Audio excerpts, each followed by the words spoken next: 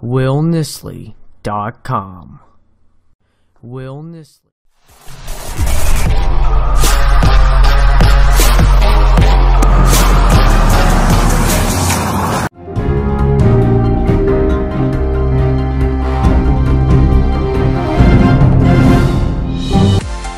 Welcome to CNN 10. I'm Carl Azuz at the CNN Center.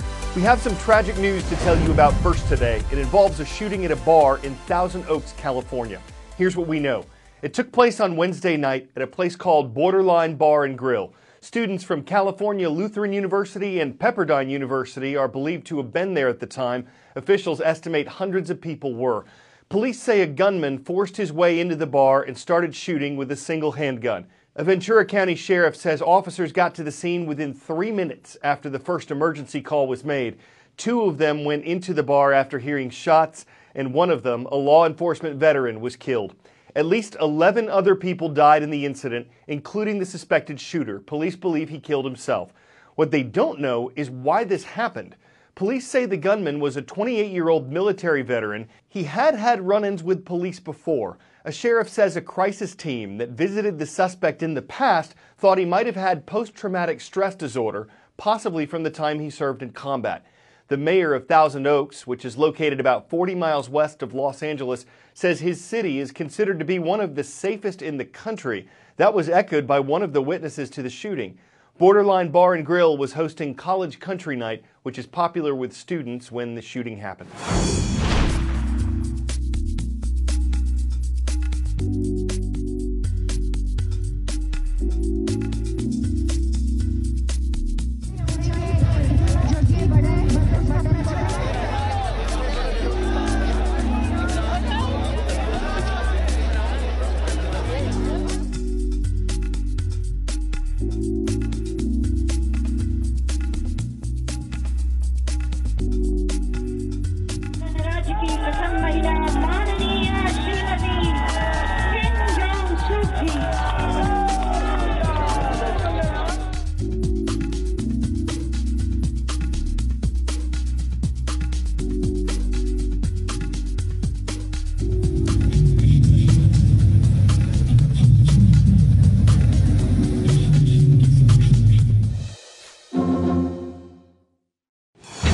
Second trivia.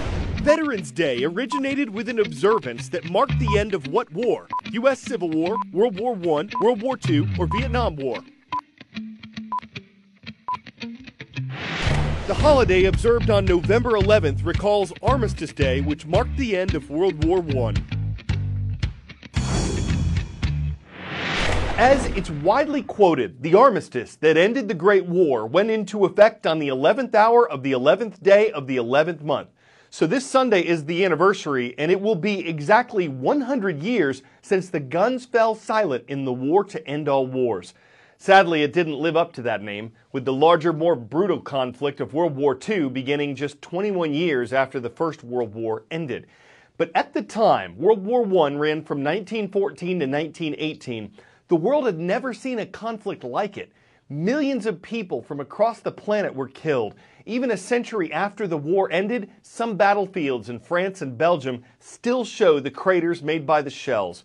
Some areas are still closed to the public because they're filled with unexploded bombs and mines.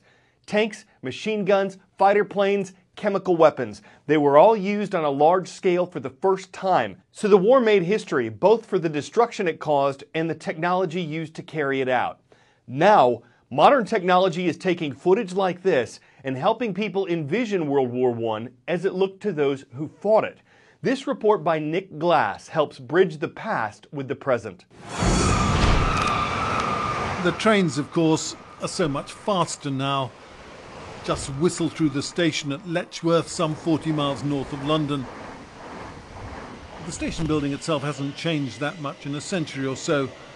The big difference on that summer's day way back in August 1914 was the main platform was crowded with men in uniform going off to war. The way we remember the Great War has subtly changed. The images are being tinted, and we've begun to see the war in colour for the first time. This is Private Walter Flanders and Private Bill Johnson.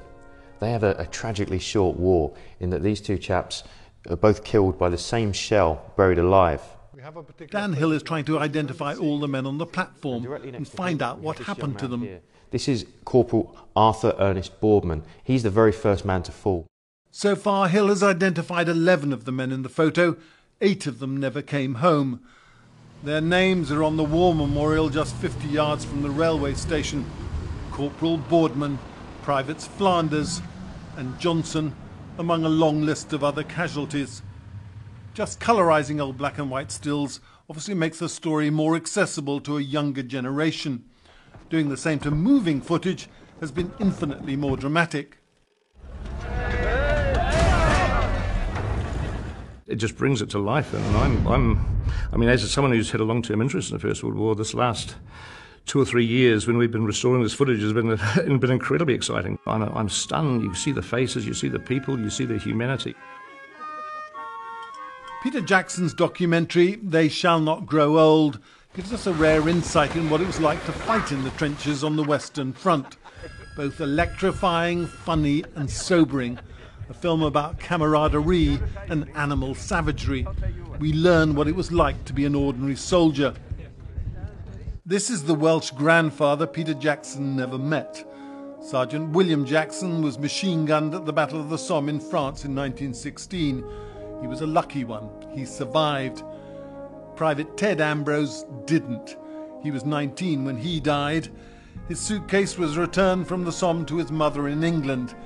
She could hardly bear to open it, and it was quickly consigned to her attic for most of the 20th century. Ted's pipe and tobacco, his cigarettes including Army issue Red Hussars, a locket with pictures of himself and his sweetheart, and the service medals he never lived to receive. The artifacts amount to a rare discovery, a poignant time capsule. We began the centenary of the Great War in 2014, with the moat at the Tower of London filled with a sea of ceramic poppies. Some of them have now migrated across the Thames to the Imperial War Museum, a cascade, a weeping window spilling down the building. Britain's poet laureate Carol Ann Duffy has written a new poem to mark the centenary of the armistice. The Great War, she writes, is the wound in time. Will we ever remember it with quite so much intensity again? Nick Glass, CNN, London.